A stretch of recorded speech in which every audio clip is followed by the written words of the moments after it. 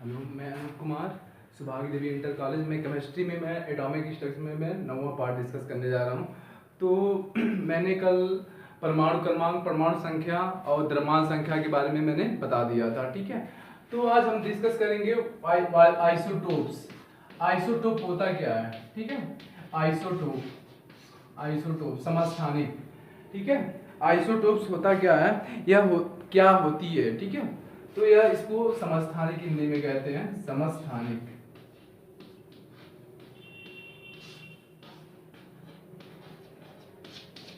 समस्थानिक, ठीक है। आइसोटोप होता क्या है, इसको समस्थानिक कहते हैं।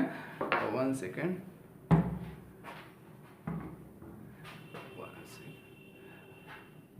तो समस्थानिक, इसमें क्या होता है, मैंने कल क्या कहा था, अगर दो तीन परमाणु हैं, अगर मान लो जैसे कि यहाँ पे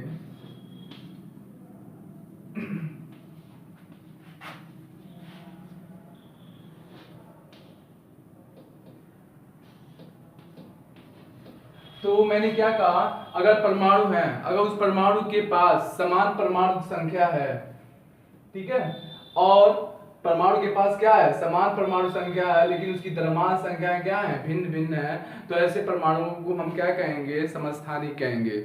अगर परमाणुओं के पास समान परमाणु संख्या है, यहाँ पे देखो हम जानते हैं कि मैंने क्या कहा था कि परमाणु संख्या जो होती है, परमाणु के बाईं ओर नीचे की ओर लिखा जाता है। इसको ऐसे भी लिख सकते हो, ऊपर की इधर इस साइड भी लिख सकते हो, क्योंकि आपके एनसीईआरटी में जो द्रव्यमान संख्या है वो बाईं ओर ही लिखा है, ठीक है। लेकिन तो इस साइड भी लिख सकते हो, लेकिन एनसीईआरटी से ही चलो, ठीक है।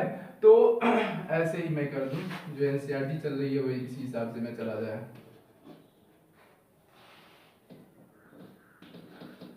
ठीक है। तो जो परमाणु संख्या होती है वह बाईं ओर नीचे की ओर होती है, और जो द्रव्यमान संख्या होती है बाईं ओर ऊपर की ओर होती है, ठीक है। तो समस्थानिक में क्या होता है, अगर परमाणुओं के पास समान परमाणु संख्या है, इस परमाणु संख्या को हम क्या कहते हैं, परमाणु संख्या को हम परमाणु क्रमांक भी कहते हैं, या इस परमाणु क्रमांक भी कहते हैं। यही क्या है, प्रोटॉनों की संख्या है। अगर परमाणुओं के पास समान परमाणु संख्या है या समान परमाणु क्रमांक है, लेकिन उसका द्रव्यमान भिन्न भिन्न है, उसका द्रव्यमान भिन्न भिन्न है, तो ऐसे परमाणुओं को हम क्या कहेंगे, समस्थानिक कहेंगे, ठीक है। ऐसे परमाणुओं को समस्थानिक कहेंगे। फिर से इसकी परिभाषा सुन लो, अगर परमाणुओं के पास समान परमाणु संख्या है, लेकिन उसका द्रव्यमान संख्या क्या है, भिन्न भिन्न है, तो ऐसे परमाणुओं को हम समस्थानिक कहते हैं। तो अगर देखा जाए इस कार्बन के 3 समस्थानिक होते हैं। कार्बन के कितने समस्थानिक होते हैं, कार्बन के 3 समस्थानिक होते हैं। एक कार्बन 12, एक कार्बन 13, एक कार्बन 14, ठीक है। अब देखो यहां पर, तो यहाँ पे इस कार्बन में प्रोटॉनों की संख्या कितनी है, प्रोटॉनों को मैं P से प्रदर्शित कर रहा हूं। इसमें प्रोटॉनों की संख्या क्या है, 6 है, और इसमें भी प्रोटॉनों की संख्या क्या है, 6 है। तो प्रोटॉनों की संख्या मैं P प्लस से प्रदर्शित कर रहा हूं। P प्लस का मतलब क्या हुआ, प्रोटॉन, और प्रोटॉन पे कौन सा आवेश है, धनात्मक आवेश। प्रोटॉन पे कौन सा आवेश है, धनात्मक आवेश। 1 सेकेंड,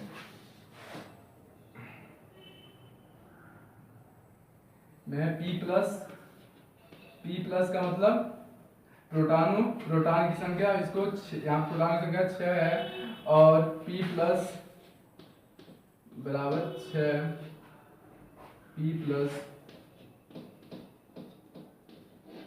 6, ठीक है। प्रोटॉनों की संख्या 6 है, ठीक है। अब देखो हमने क्या कहा, इसकी द्रव्यमान संख्या 12, 13, 14, ठीक है। द्रव्यमान संख्या क्या है, 12, 13, 14 है। तो हम यह कह सकते हैं कि अब देखो यहाँ पर यहाँ पे अगर न्यूट्रॉनों की संख्या ज्ञात करनी हो, तो न्यूट्रॉनों की संख्या ज्ञात करने के लिए हमें क्या करना पड़ेगा, न्यूट्रॉनों की संख्या ज्ञात करने के लिए हम जानते हैं जो द्रव्यमान संख्या होती है, द्रव्यमान संख्या को हम क्या लिखते हैं, मास नंबर। 1 सेकेंड,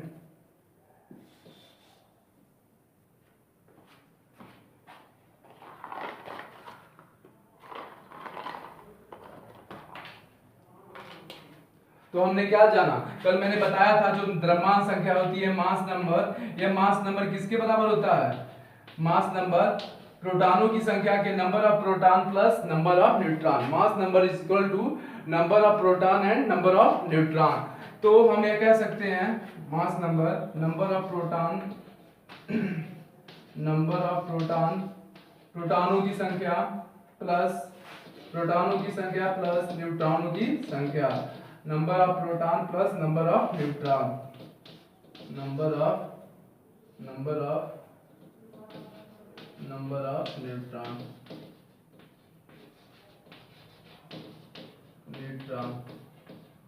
तो हम अगर इस कार्बन पे अगर हम न्यूट्रॉनों की संख्या ज्ञात करनी हो तो कैसे निकालेंगे, तो हमें पता है इस कार्बन में जो इसका द्रव्यमान संख्या है, मास नंबर को हम क्या कहेंगे, द्रव्यमान संख्या, वो क्या है 12 है, और प्रोटॉनों की संख्या भी क्या दी गई है, प्रोटॉनों की संख्या 6 है, फिर न्यूट्रॉनों की संख्या क्या हो जाएगी, न्यूट्रॉनों की संख्या को हम n से प्रदर्शित कर रहे हैं, तो न्यूट्रॉनों की संख्या यहाँ पर 12 में से यहाँ पे 6 हो जाएगा, ठीक है। तो यहाँ पर इस कार्बन के पास जो न्यूट्रॉनों की संख्या 6 हो जाएगी, और इस कार्बन के पास ऐसे भी वहां पे भी, ठीक है। तो यहाँ पे मैं इसको शॉर्टकट में कर दे रहा हूं,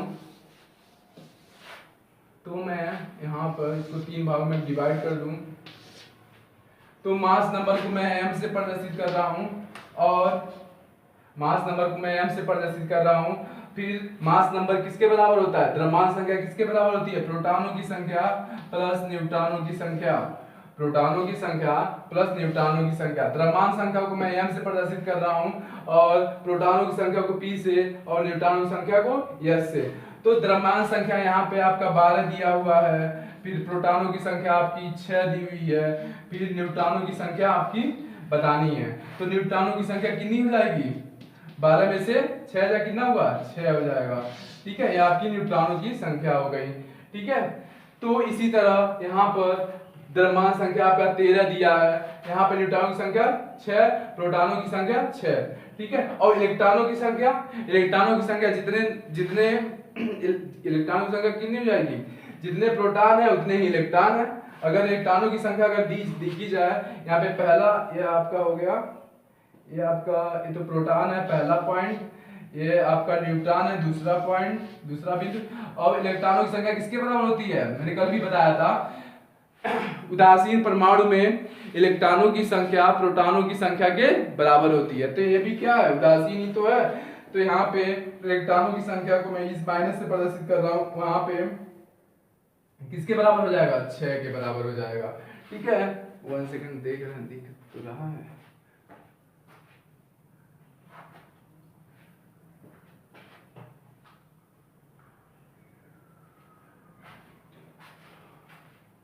तो हम यहाँ पे प्रोटॉनों की संख्या तो हमने निकाल लिया, प्रोटॉनों की संख्या हमने निकाल लिया। अब हम क्या निकालेंगे, न्यूट्रॉनों की संख्या निकालेंगे। तो हम जानते हैं मास द्रव्यमान संख्या जो होता है ये किसके बराबर होता है, प्रोटॉनों की संख्या और न्यूट्रॉनों की संख्या के बराबर होता है। प्रोटॉनों प्लस प्रोटॉन प्लस न्यूट्रॉन, आपकी एनसीईआरटी में इसको वर्ड में बस दे दिया है, ठीक है। ऐसे फिर हाइड्रोजन का भी दे दिया है 1h1 1h2 1h3, ठीक है। तो उसको मैं डिटेल ब्रीफ में करा रहा हूँ फिर तो हम जानते हैं यहाँ पे जो द्रव्यमान संख्या है 13 दी हुई है, और जो प्रोटॉनों की संख्या है वो कितनी दी गई है, 6 है। प्रोटॉन की संख्या 6 है, और न्यूट्रॉनों की संख्या कितनी है, न्यूट्रॉनों की संख्या हमें कैलकुलेट करनी है, याद करनी है। तो यहाँ पर जो न्यूट्रॉनों की संख्या हो जाएगी 13 में से 6 जा कितना हुआ, 7 हो जाएगा, ठीक है। ये न्यूट्रॉनों की संख्या हो गई। तो हम हमने देखा यहाँ पर दूसरा में क्या लिखेंगे, न्यूट्रॉनों की संख्या क्या हो जाएगी, 7 हो जाएगी, ठीक है। अब इसके बाद से इलेक्ट्रॉनों की संख्या यहाँ पे तीसरी पॉइंट में क्या लिखोगे, इलेक्ट्रॉनों की संख्या क्या हो जाएगी यहाँ पे इलेक्ट्रॉन की संख्या कितनी हो जाएगी, जो इलेक्ट्रॉन है, क्या इलेक्ट्रॉनों की संख्या मैंने बताया था, इलेक्ट्रॉनों की संख्या किसके बराबर होती है, प्रोटॉनों की संख्या भी किसके बराबर है, 6 के बराबर हो जाएगी। इलेक्ट्रॉनों की संख्या किसके बराबर हो जाएगी, सॉरी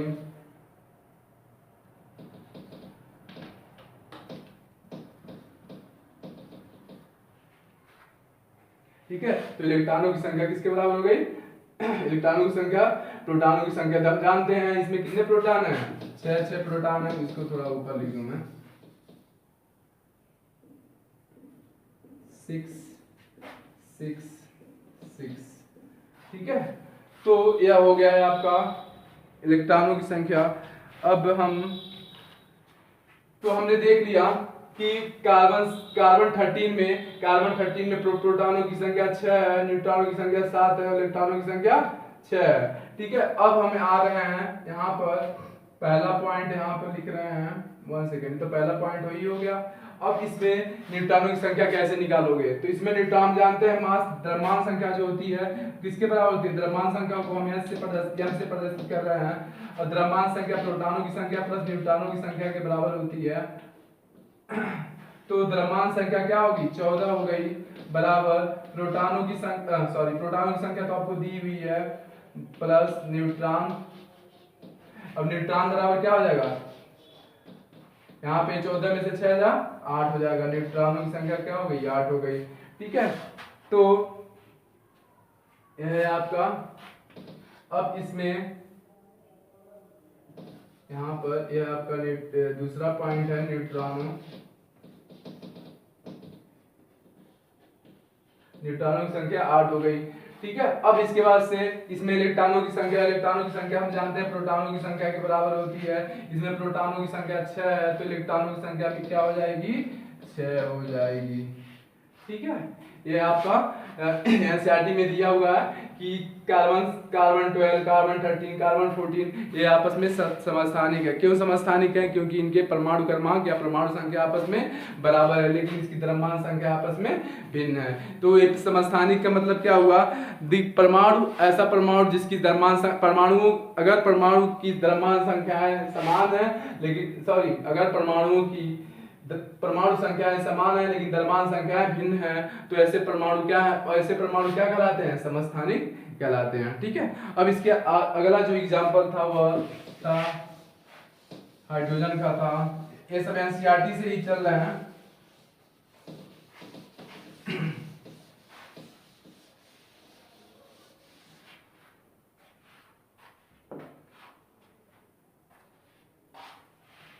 तो हमने क्या कहा?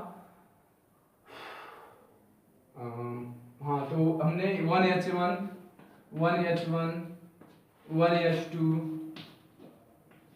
और 1H3, थोड़ा सा स्पेस लेके लिखा जाए।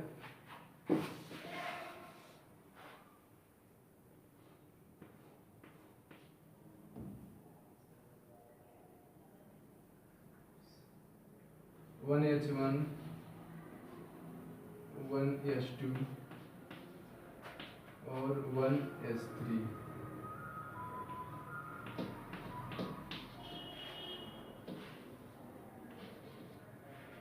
ठीक है, तो हम इसको 3 भागों में डिवाइड कर दे रहे हैं।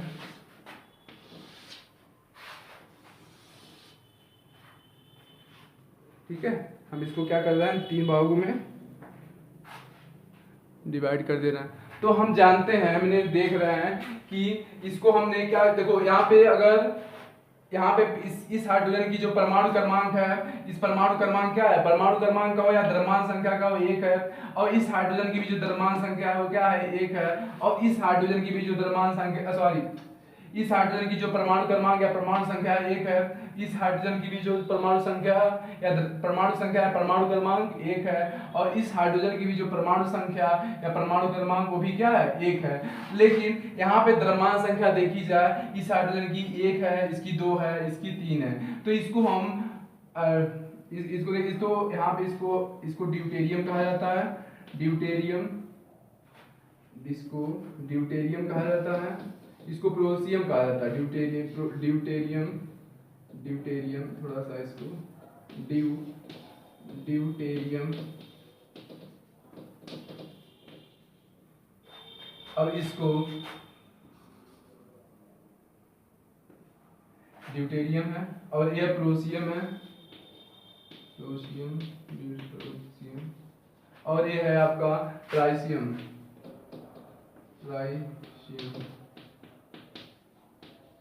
ड्यूटेरियम को डी से भी प्रदर्शित करते हैं और या ट्राइशियम को टी से भी प्रदर्शित करते हैं, ठीक है। तो या मैंने क्या कहा, समस्थानिक का मतलब क्या होता है, अगर परमाणुओं के बीच परमाणुओं में समान परमाणु क्रमांक है और उसकी द्रव्यमान संख्या क्या है, भिन्न भिन्न है, तो उसे हम क्या कहेंगे, समस्थानिक कहेंगे। समस्थानिक का मतलब परमाणुओं के पास समान द्रव्यमान, समान, अगर परमाणुओं के पास समान परमाणु संख्या है या समान परमाणु क्रमांक है और लेकिन उसकी द्रव्यमान संख्याएं भिन्न हैं, तो इसी को हम क्या कहते हैं, समस्थानिक कहते हैं, आइसोटोप कहते हैं, ठीक है।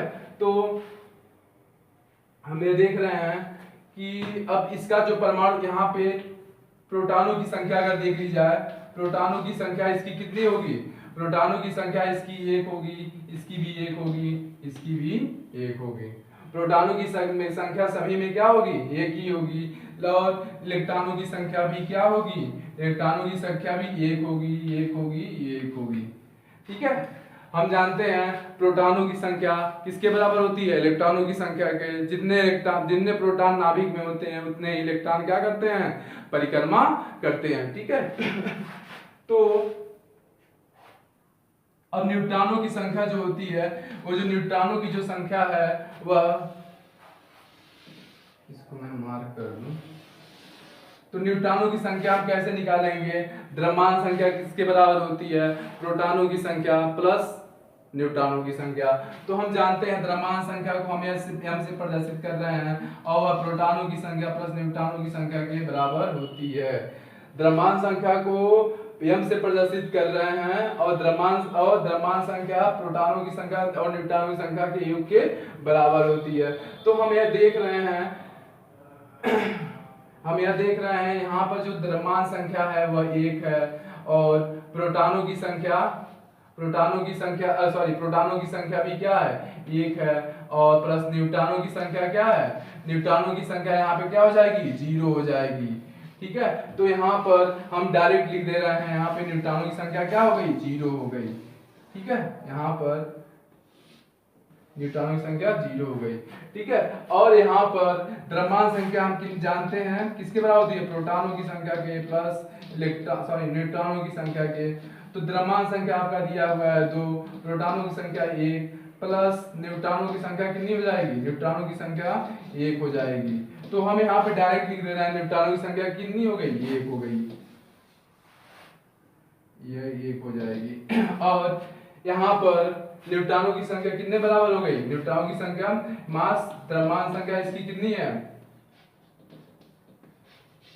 द्रव्यमान संख्या 3 है, प्रोटॉनों की संख्या आपकी 1 है, फिर न्यूट्रॉनों की संख्या कितनी हो जाएगी, n बराबर 2 हो जाएगी। तो यहाँ पे हम लिख दे रहे हैं ट्राइशियम में न्यूट्रॉनों की संख्या 3 होती है, ठीक है, यहाँ पर 3।